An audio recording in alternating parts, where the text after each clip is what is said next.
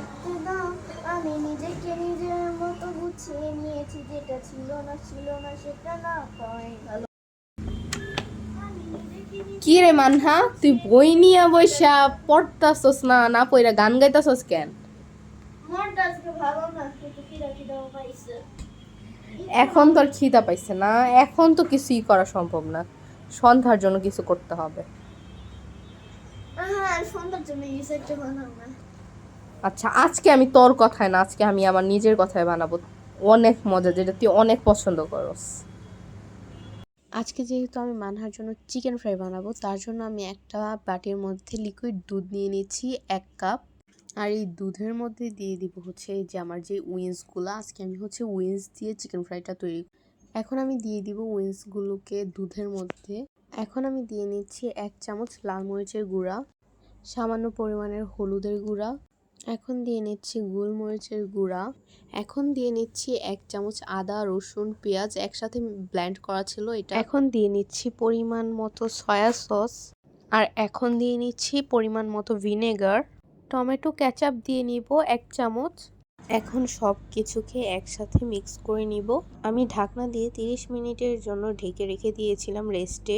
এখানে আমি একটা বাটির মধ্যে আটা নিয়ে নিচ্ছি 1 কাপের মতো। এখন আমি দিয়ে দিব 1 প্যাকেট ম্যাগি মশলা, দিয়ে দিব 2 চামচ কর্নফ্লাওয়ার। আর কর্নফ্লাওয়ারটা কিন্তু একদমই স্কিপ করবেন না, কর্নফ্লাওয়ার দিলে কিন্তু অনেকটা খেতে ক্রিস্পি হবে। এখন দিয়ে নিচ্ছি সামান্য পরিমাণের রেড চিলি পাউডার, দিয়ে নিব সামান্য পরিমাণের লবণ। সব কিছুকে ভালোভাবে মিক্স করে নিব একটা চামচের সাহায্যে। আর আমাদের এই যে দেখেন রেস্টে রেখে দেওয়া যে চিকেনটা, এটা কিন্তু এতক্ষণ রেস্টে ছিল, তো এটাকে আরেকটু মেখে নিলাম। আর আমি কিন্তু যেই চিকেনের মশলা পানিটা আছে এটা দিয়ে আজকে চিকেন ফ্রাইটা বানাবো। আর এই যে আমি চিকেনটা দিয়ে দিলাম এবং এখন আমি আটার মধ্যে চিকেনটাকে দিয়ে ভালো করে প্রেস করে এভাবে গায়ে লাগিয়ে নিব আটাটা। চিকেনের গায়ে থেকে একটু আটাটা সরিয়ে তারপর যেই আমি পানিটা রেখেছিলাম এটার মধ্যে ভিজিয়ে নিব। আবার ভালো করে প্রেস করে কিন্তু আটাটা গায়ে লাগিয়ে নিব। আর আমি যেভাবে দেখাচ্ছি এভাবে যদি করেন অবশ্যই কিন্তু আপনাদের চিকেন ফ্রাইও খুবই ক্রিস্পি হবে। আর এই যে দেখেন আমাদের চিকেনটা কিন্তু কোট করা হয়ে গিয়েছে। জাস্ট দেখেন কিভাবে আমি কোট করেছি, একদম কিন্তু পারফেক্ট ভাবে কোট হয়েছে। সেম ভাবে আমি বাকিগুলো এইভাবে কোট করে নিব। আমার রেসিপি ট্রাই করলে আমি আশা করি একদম ফেল হবেন না। আর এই যে দেখেন আমি আরেকটি কোটিং করে নিয়েছি, জাস্ট দেখেন এইভাবেই কিন্তু কোটিং করতে হবে।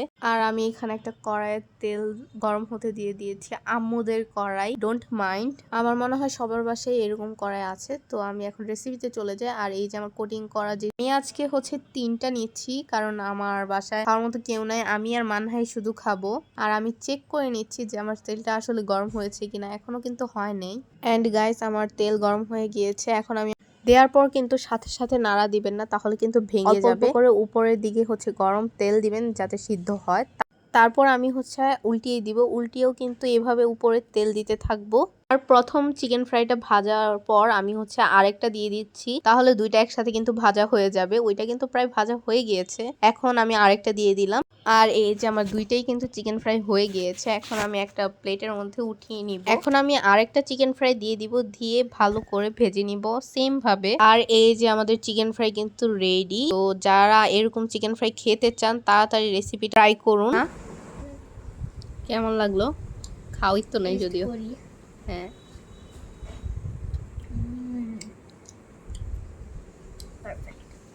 আর এখানে হচ্ছে আমি সস মেয়োনিজ বানাইছিলাম আগে, আর ওইটা টমেটো সস।